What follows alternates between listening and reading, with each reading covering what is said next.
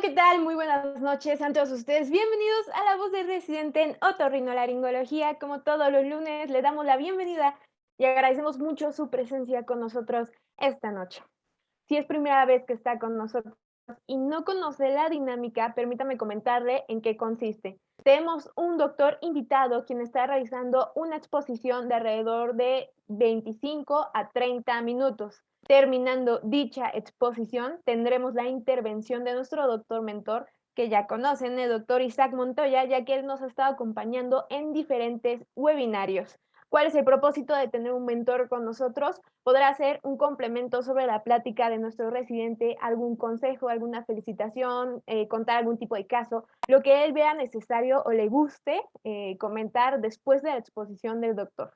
También les recuerdo que estamos en vivo, en caso de que ustedes nos estén viendo vía Zoom y gusta hacer alguna pregunta, algún comentario, alguna felicitación, que también son súper bienvenidas y a mí me encanta leer. Pueden hacer una parte de abajo de comentarios y con mucho gusto se los estaré leyendo a los doctores. Si por lo contrario nos está viendo por Facebook, porque también recuerdo que estamos en vivo por la página de Yo Soy Médico 17 y quiere hacer alguna pregunta, hay que escribirlo en la parte de comentarios para yo poderse leer a los doctores. Igual, si solamente quieren poner un me gusta o un me encanta, son súper bienvenidos. Les recordamos que nos encuentran en Facebook y en Instagram como La Voz de Residente y en Facebook como Medical Legal Center. Pero ya no le voy a quitar más tiempo a quien realmente viene a escuchar esta noche, el residente de tercer año de otorrinolaringología y cirugía de cabeza y cuello del Centro Médico Nacional de Occidente, egresado de la licenciatura en Medicina General de la Universidad Autónoma de Nayarit, el doctor Edgar Iván Salas Ortiz. Buenas noches, doctor Edgar, ¿cómo está?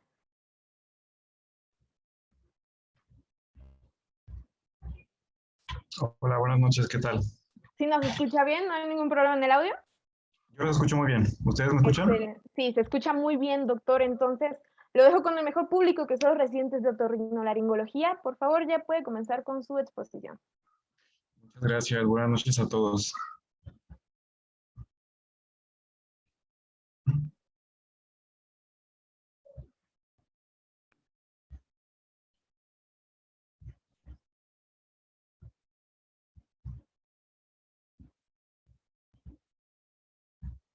Listo, ahí ya se ve bien, doctor. Okay.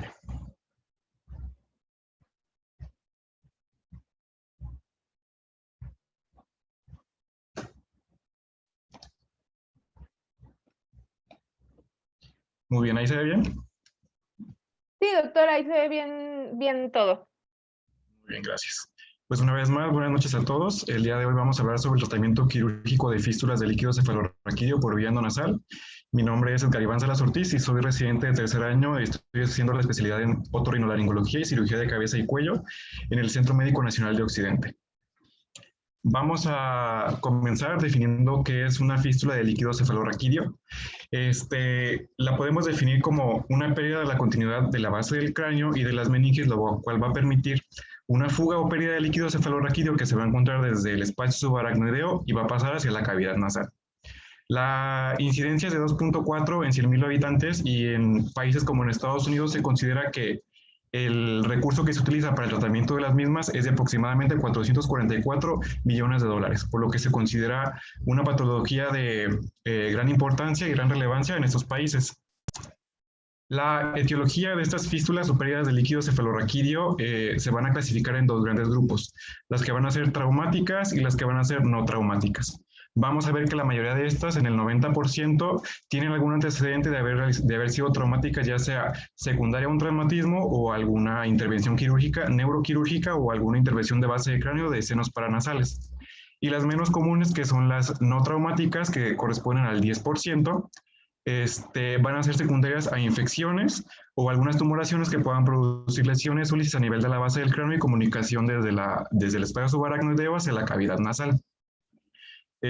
Importante conocer que las que se le conocen como idiopáticas o aquellas en las que no se encuentra una causa que pueda estar produciendo una pérdida de líquido cefalorraquídeo hacia la cavidad nasal, se han hecho estudios en los que se ha demostrado que en la mayoría de los pacientes se encuentra una presión intracraneal aumentada, lo que predispone a estos pacientes a presentar esta pérdida de líquido cefalorraquídeo.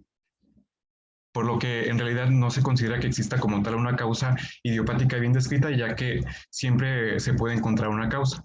En muchas ocasiones, cuando se hace un interrogatorio directo hacia los pacientes, muchas veces ellos refieren a haber tenido cirugías previas o traumatismos a los que no les dan importancia, pero que pueden ser de gran relevancia para encontrar la causa de esta dehiscencia en la base del cráneo. Existen algunos factores de riesgo que predisponen a una persona a padecer una fístula de líquido cefalorraquídeo. Existe la mnemotecnia o la regla de las Fs, que son personas del sexo femenino que tienen un índice de masa corporal mayor a 30, que tienen una cara redonda, que son de talla corta y que se encuentran entre la cuarta o quinta década de la vida. Se le conoce como la mnemotecnia de las Fs o la regla de las Fs, ya que en inglés se les conoce como female, fat, fearful face, 5 feet tall y 40. Y pues como podemos observar, bueno, los que estamos acostumbrados a ver este tipo de pacientes, pues sí podemos ver siempre que son señoras de 40 a 50 años con un poco de sobrepeso, que tienen antecedente de que tuvieron alguna cirugía septal o que tuvieron algún traumatismo y que pues comienzan a presentar pérdida de líquido cefalorraquídeo.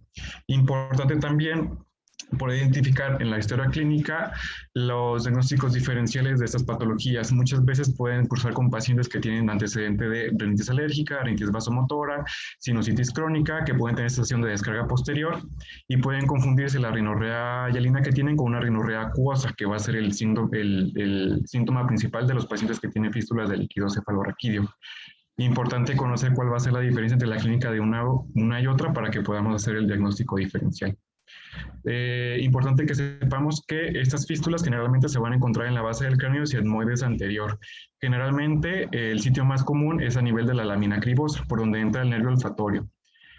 También se pueden encontrar fístulas a nivel del seno esfenoidal, ya que una gran neumatización de este seno va a producir un aumento de la presión que puede producir dehiscencias de la base del cráneo y producir una fístula de líquido cefalorraquídeo.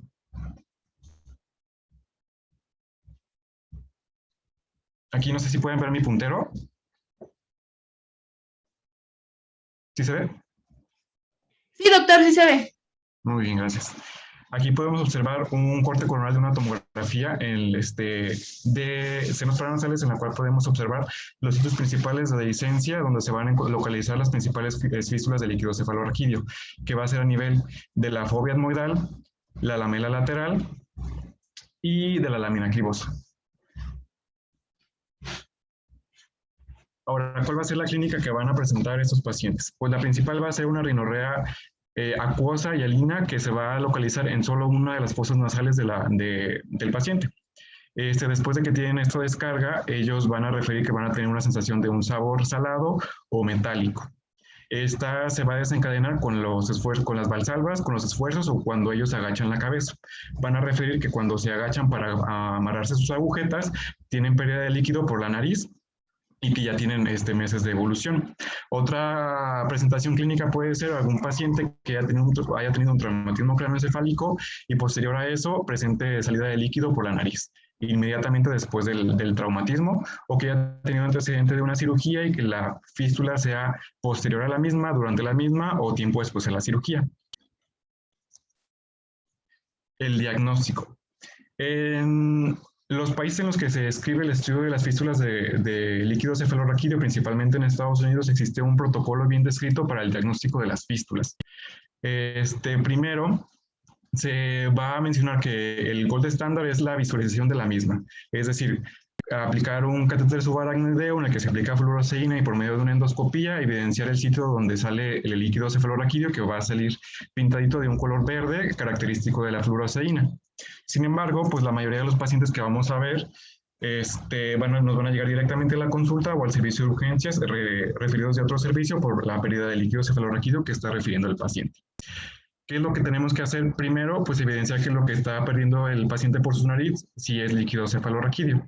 Para esto existen diferentes marcadores que podemos utilizar para poder identificar si el líquido claro que está saliendo por la nariz de nuestro paciente de hecho es líquido cefalorraquídeo. Primero tenemos el test de la glucosa, el cual se usa por medio de tiras reactivas, en el cual vamos a ver que un resultado mayor a 30 puede ser positivo para pérdida de líquido cefalorraquídeo.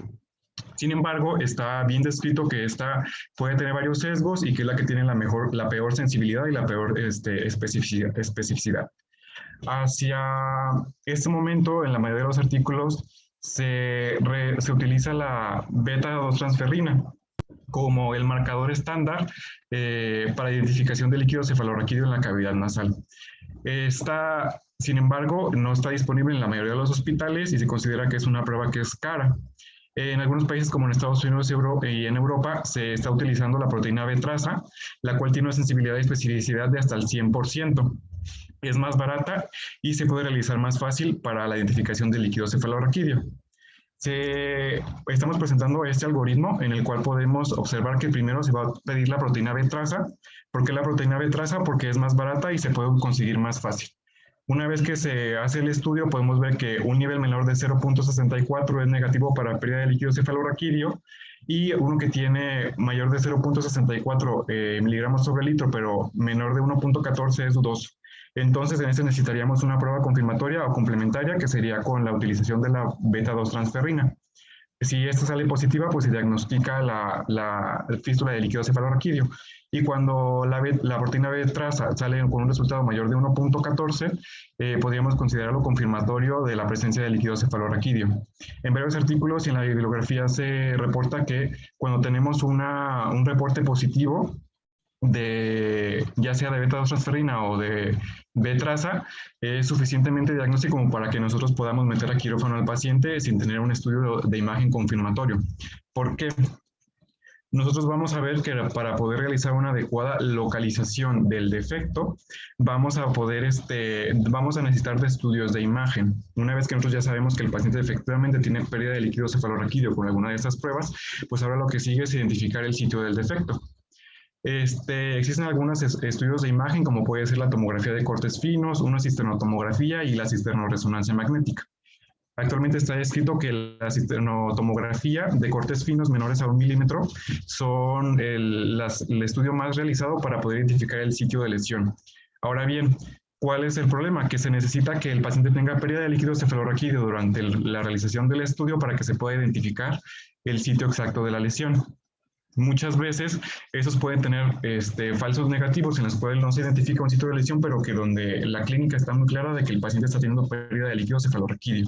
Entonces, muchas veces, aunque no tengamos estudios de imagen concluyentes en los que el radiólogo nos reporte un sitio donde se esté perdiendo el líquido cefalorraquídeo, si la clínica nos indica que el paciente está teniendo una pérdida muy evidente, pues, aunque el estudio nos diga que no, lo que tenemos que hacer es meter al paciente para una exploración en quirófano, identificar dónde se encuentra la fístula y durante la cirugía, pues, hacer el cierre. Importante conocer que muchas veces cuando la fístula se realiza de manera iatrogénica durante una cirugía de base de cráneo de senos paranasales o neuroquirúrgica, si nosotros identificamos que hacemos una disencia de la base del cráneo con pérdida de líquido, estamos obligados en ese momento a realizar el cierre. Una vez que nosotros ya identificamos que efectivamente nuestro paciente tiene una pérdida de líquido cefalorraquídeo y que ya logramos identificar el sitio donde está la disencia de la base del cráneo, pues hay diferentes tratamientos que le podemos ofrecer a nuestro paciente. Sabemos que aquellas fístulas que son postraumáticas inmediatas o secundarias a un traumatismo son de buen pronóstico, mientras que las que son idiopáticas o no traumáticas son de mal pronóstico, ya que la mayoría de las fístulas que son de tipo traumático van a cerrar con un tratamiento conservador. Si nosotros ponemos a nuestro paciente que en reposo absoluto, con diuréticos, con la cabeza a 30 grados, con una derivación de catéter de subaracnoideo, lo más probable es que la fístula cierre por sí misma al disminuir la presión intracraneal. Sin embargo, aquellas que son idiopáticas o que no mejoraron con un tratamiento médico inicial van a ser candidatos para que para que se haga un cierre endoscópico para cierre de fístula de líquido cefalorraquídeo. ¿Y por qué comento endoscópico? Porque hoy por hoy en la literatura se ha demostrado o está bien descrito que el tratamiento de elección quirúrgico para un cierre de fístula de líquido cefalorraquídeo es la vía endoscópica, ya que está relacionada con una menor morbilidad, por una estancia intrahospitalaria menor y con menor complicación. Una vez que nosotros tenemos un paciente el cual no respondió al tratamiento médico, pues se convierte en un paciente que puede ser candidato a tratamiento quirúrgico. Nosotros tenemos varios abordajes que se pueden realizar, o más bien tipos de injerto que podemos realizar para poder realizar el cierre de la fístula. El más descrito pues se conoce como el taponamiento de bañera, en el que se utiliza un injerto que va a ir desde el espacio subaracnoideo hasta la cavidad nasal, se va a realizar un colgajo de la mucosa nasal y se va a cerrar el defecto. También puede haber algunos que son overlay, que pueden ser subaracnoideos o epidurales, pero la técnica que más utilizamos en nuestro hospital es la técnica que se conoce como en sándwich, en la que se realizan varios niveles de colocación de injertos o aloinjertos o tejido para cierre de fístula, y después se coloca un colgajo sobre para que se realice una mejor cierre de la fístula del líquido cefalorraquídeo, y está descrito que es la que tiene el mayor porcentaje de éxito.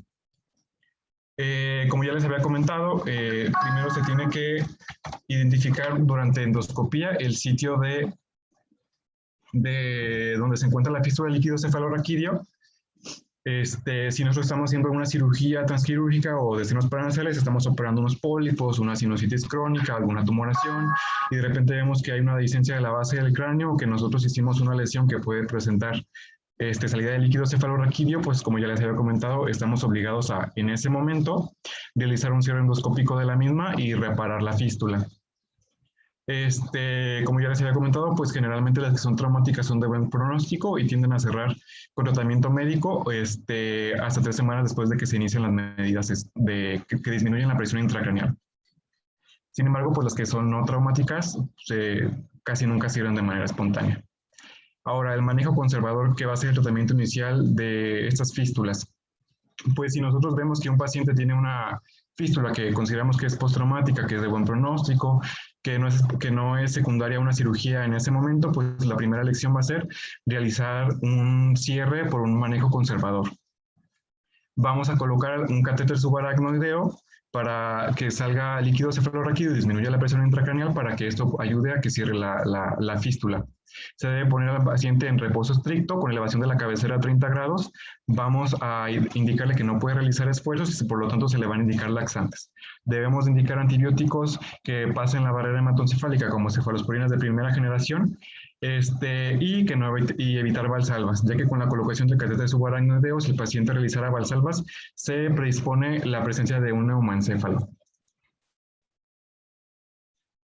Si después de que nosotros damos un tratamiento conservador el paciente no mejora y continuará con salida de líquido cefalorraquídeo, pues lo que sigue es realizar un tratamiento quirúrgico. Existen diferentes injertos que nosotros podemos colocar en el defecto para que podamos realizar el cierre endoscópico, como hueso, mucopericondrio, mucosa septal, corneta de fascia, grasa abdominal, cartílago. En nuestro medio, en nuestro hospital, lo que más utilizamos es la grasa y la fascia del temporal. Como ya les había comentado, pues esta técnica se le considera de primera elección para el cierre de fístulas de líquido cefalorraquídeo por su baja morbilidad y las ventajas que tiene sobre abordajes abiertos. Es mínimamente invasivo y requiere de un menor tiempo quirúrgico. Además de que se ha observado que hay una menor disminución del olfato y de las alteraciones de la misma, y tiene un éxito de hasta el 90%.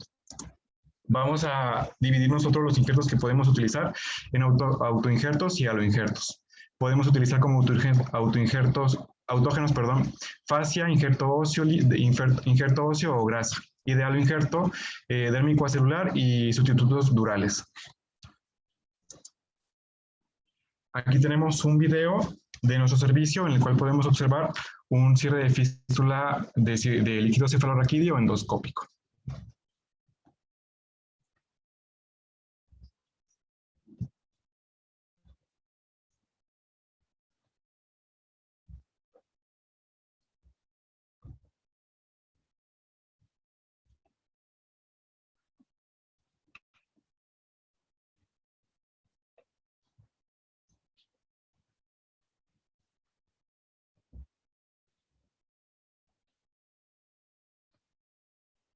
Vamos a abrir la ventana para que se vea completo. Aquí podemos observar cómo con el endoscopio se está primero visualizando el sitio donde se encuentra la fístula. Se quita el tejido que está alrededor de la misma y una vez que se encuentra el defecto, se va a comenzar a poner el injerto.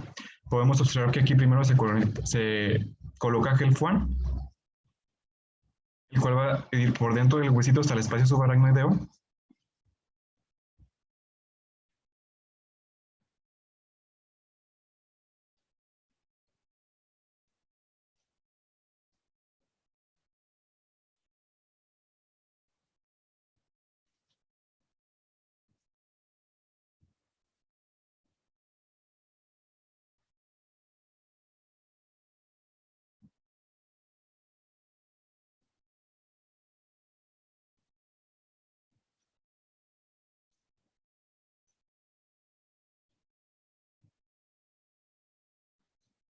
Una vez que se coloca el primer nivel, se va a colocar grasa y encima de este se va a poner satín hemostático.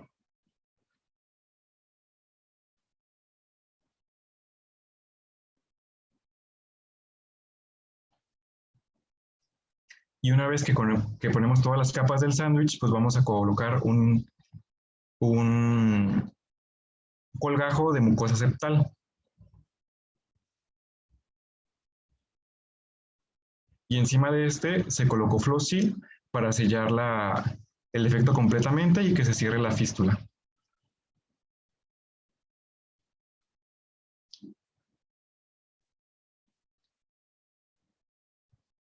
En nuestro hospital tenemos una amplia experiencia en el uso de la endoscopía para la cirugía de la base de cráneo de los senos paranasales y tenemos la posibilidad del uso del servicio de endoscopía para este tipo de cirugías y es de los abordajes que más realizamos en el hospital. Una vez que ya conocimos un poco sobre las fístulas de líquidos cefalorraquídeos, su diagnóstico y su tratamiento, vamos a hablar ahora un poco sobre la casuística de los casos que tenemos en nuestro hospital. Como podemos ver, en nuestro hospital se hizo un reporte desde el 2016 hasta el 2021, donde identificamos 56 casos de fístulas de líquido cefalorraquídeo. Podemos ver que concordamos con los resultados con los reportados en los estudios internacionales, en los cuales la mayoría de los pacientes fueron del sexo femenino en un 73%. Los rangos de edad también concuerdan con los reportados por la bibliografía internacional, en los cuales nosotros encontramos pacientes de la quinta a la séptima década de la vida como los principales afectados por este tipo de patología.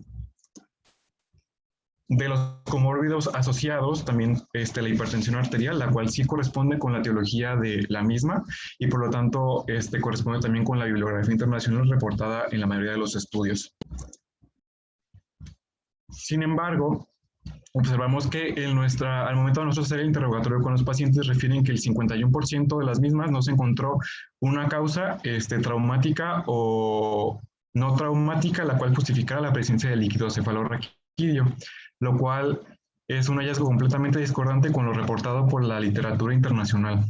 Nosotros lo atribuimos a que muchas veces muchos traumatismos pueden pasar desapercibidos por los pacientes al momento del interrogatorio, no tenerlos en su mente en ese momento y pasar desapercibidos y por lo tanto no encontrar una causa que pueda estar explicando la dehiscencia de la base del cráneo.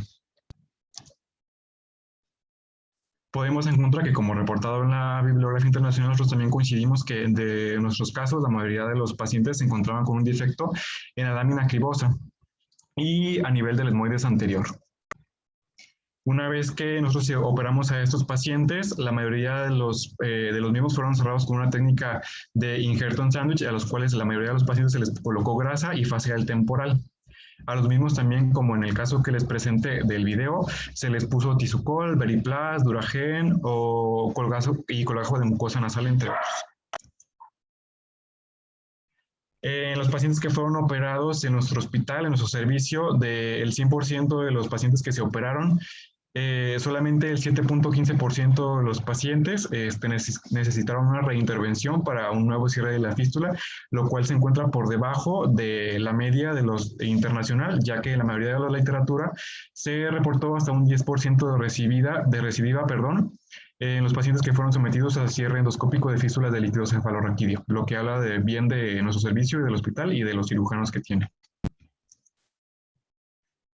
Y hasta aquí sería el fin de la presentación. Un comentario nada más al final sobre esto, que nosotros conozcamos bien esta patología como otorrinos, ya que como cirujanos endoscopistas que tenemos que manejar bien la endoscopía de los senos paranasales y la base del cráneo, nos corresponde a nosotros hacer el cierre de las fístulas que se encuentran dentro de la base que están dentro de la cavidad nasal. Entonces, de real importancia que nosotros como residentes estemos bien formados en este tipo de endoscopía y de cirugías, porque una vez que seamos egresados, pues vamos a ser los que vamos a resolver a la población en general. Muchas gracias. Muy bien, muchas gracias, doctor Edgar. Excelente presentación. Me gustaría recordarle a las personas que nos están viendo, a los doctores que nos están viendo en la audiencia, si tienen ganas de hacer alguna pregunta, algún comentario o alguna el chat, para yo poder leer al doctor, o si nos están viendo por Facebook, igualmente en la parte de comentarios. En este momento es donde pasamos a ceder la voz a nuestro doctor mentor, que es el doctor Isaac Montoya, pero se comunicó con nosotros para decirle que una de sus citas se alargó y que no le fue posible conectarse. Así que una disculpa, doctor Edgar, gajes del oficio, usted entenderá. Y así que no, hoy no voy a tener los comentarios de nuestro doctor mentor de siempre. Voy a pasar de mientras a leer comentarios, saludos y preguntas que estoy viendo. Voy a empezar con una pregunta de Magdalena. Dice, buenas noches, ¿cuál es el tiempo promedio de cierre de la fístula con un manejo conservador?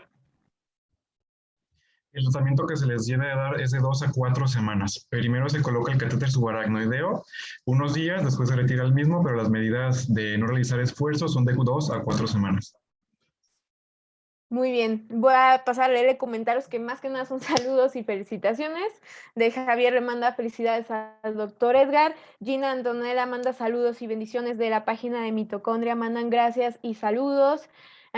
Lucía manda saludos, doctora, excelente exposición. Enrique manda excelente exposición, muy dinámico el video, gracias. Y por último de Antonella contesta, felicidades doctor, excelente exposición, muy buena clase. Gracias a todos. Otra pregunta rápido. En niños, ¿cuál es el pronóstico? Es bueno también. La cosa también es traumática y también es bueno, como la mayoría de las traumáticas. Muy bien, doctor. Entonces, ¿sería tan amable de regalarme sus conclusiones del tema para ya cerrar con su clase? Sí. Primera conclusión, pues identificación de la patología a la que estamos abordando. Como ya les había comentado, es común que se pueda confundir que el paciente está cursando con una rinitis alérgica, una rinitis vasomotora. Entonces, primero tenemos que conocer bien la patología para poderla identificar. Como otorrinos nos corresponde a nosotros poder hacer una adecuada identificación de la misma. Una vez que tenemos una buena identificación, que en nuestro hospital tengamos un adecuado protocolo para que se pueda manejar a estos pacientes, ya sea que si tengan con el recurso de la cistenotomografía o de la cisternoresonancia magnética. En centro médico sí contamos con cisternotomografía, el servicio de anestesiología nos apoya siempre para la colocación de los catéteres subaracnoideos y el servicio de rayos X siempre nos apoya con la realización de los estudios de imagen. Conocer bien el protocolo a seguir, que una vez que si tenemos el estudio de imagen, aunque no se identifique el sitio de la lesión, si la clínica es muy evidente, pues el paciente tiene que meterse a quirófano. Es una patología que si no cerró con medidas conservadoras, pues tenemos que meterla a quirófano para hacer cierre de la misma. Y pues nada más hacer hincapié en la importancia de conocimiento de las técnicas quirúrgicas y del cierre endoscópico como residentes y como torrinos, que tenemos que tener un amplio conocimiento y uso de la endoscopía para poder hacer un adecuado abordaje de la base del cráneo y de los senos paranasales. Muy bien, muchas gracias, doctor Edgar. Excelente presentación. Le agradecemos Muchas al gracias. equipo de Medical Center su participación con la plática del doctor Edgar y quieren volver a revivirla o para estudiar un poquito, para aprender un poquito más, les recuerdo que nos encuentran en YouTube como Medical Legal Center, buscan la voz de residente y este lunes van a estar encontrando la exposición del... Igual les recordamos que también todos los lunes en la voz de residente tenemos la voz de residente, anestesiología y tenemos la teoría de que si quieren volver a saber un poquito más sobre esta plataforma o esto que es hecho para ustedes, doctores, nos pueden encontrar como La Voz de Residente tanto en Instagram como en Facebook. Ahora me gustaría dirigirme a usted, jefe o jefa de residentes, si requiere alguna de nuestras pláticas para adiestramiento o en temas médicos legales, por favor comuníquese con nosotros el correo electrónico atendiendo de nuestras pláticas de manera gratuita en esta temporada de pandemia. Le agradecemos mucho que haya tomado 30 minutos para estar con nosotros, una excelente clase y un excelente especialista. Muchas gracias. Gracias a todos, buenas noches.